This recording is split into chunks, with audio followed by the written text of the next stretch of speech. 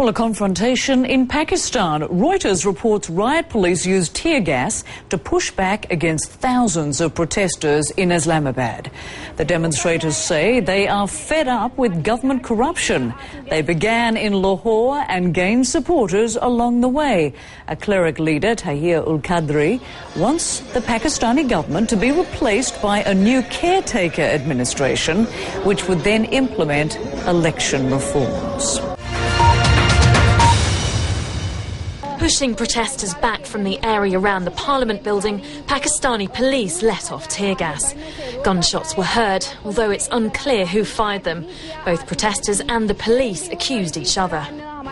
Pakistan's discontented have descended on the capital to demonstrate their anger with their weak and embattled government.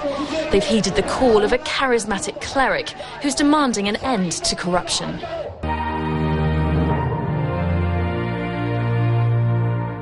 We are here in front of the Parliament House,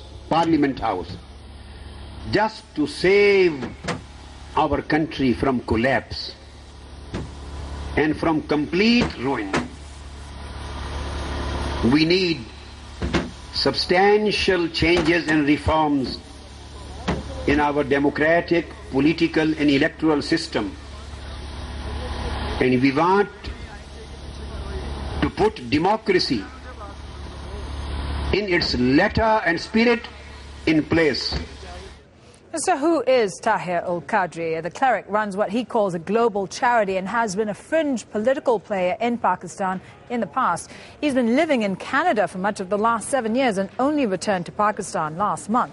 In 2002, Qadri won a parliamentary seat in elections that were widely seen as rigged by then military ruler General Pervez Musharraf. Critics question his links to the military as well as where he got the money for a recent TV advertising campaign.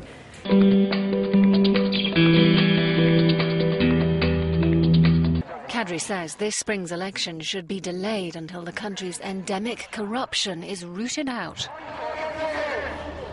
Riot police were on standby. Qadri's call has divided the population.